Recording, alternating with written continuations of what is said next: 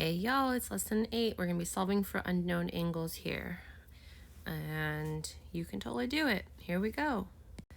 Here we have 5 angles, angle A, B, C, D, and E, and then a list of things that we have to follow. So given the following information, let's find the measure of each of these angles. Things we know. We know that angles C and E are vertical. So we know that this and this have to equal one another. Vertical angles are equal. We know that angles A and C are complementary. And we know that the measure of angle D is 124. So I'm going to go ahead and label that because we already were given that. So we know that this whole angle is 124 degrees. There's a lot of first approaches you can do, but one thing I see is that C and D are supplementary. So that means that C plus D equals 180 degrees. So I can say that instead of D, I can say that C plus 124 has to equal 180. Therefore, subtracting 124,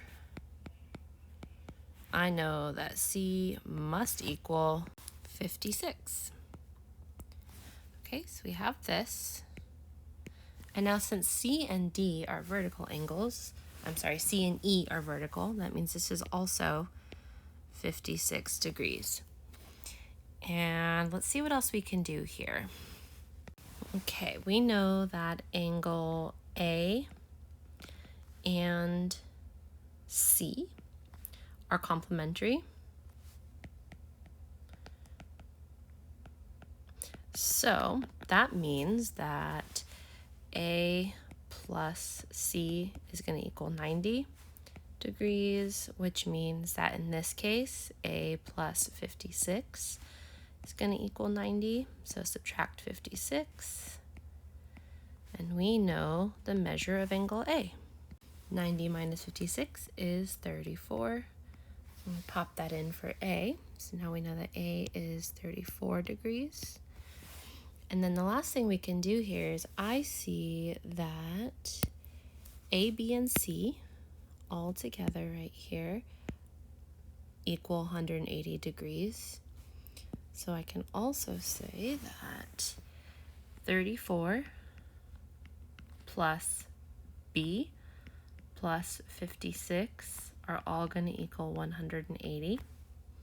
Simplify that down, and we get B plus 90 equals 180, and then that's pretty easy to just see that B is going to be 90 degrees. And we've got the whole thing. So what we're going to be working on is writing equations for missing angles. So we're going to see some figures that are more like this.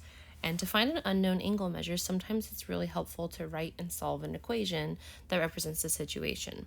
So for example, suppose we want to know the value of x in this diagram. I don't know where my x went here, but the value of x in this diagram.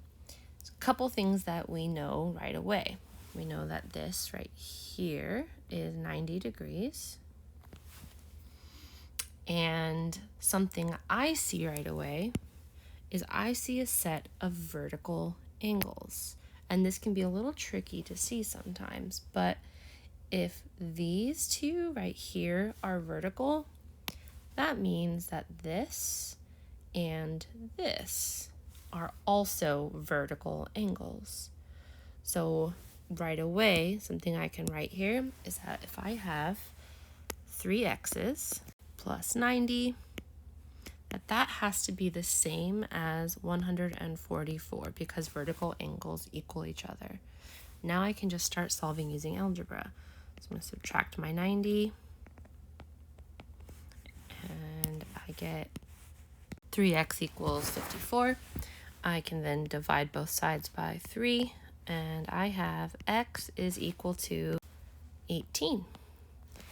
All right, and there we have it.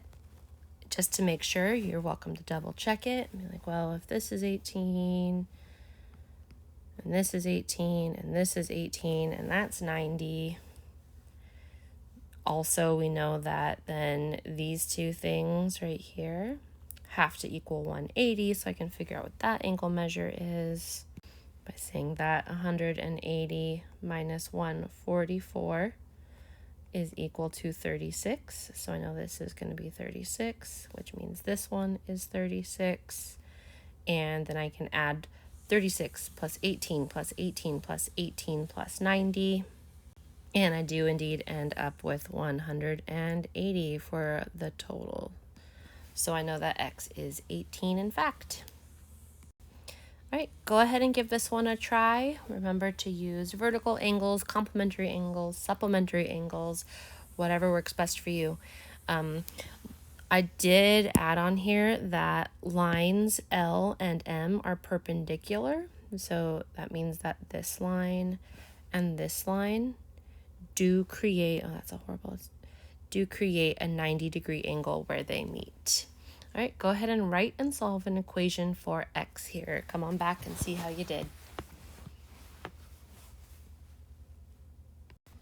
All right, so what I did is I saw that we had a pair of vertical angles right here and right here. So if this one is x, that means this one is also x. Since M and L are perpendicular, that means that x plus 23 plus x have to equal 90. So I simplified that to 2x plus 23 is 90 and came out with my algebra steps that x is equal to 33.5. All right, go ahead and grab those notes or those journal problems and let me know how I can help you. And thank you for watching all of my boring videos. You're great.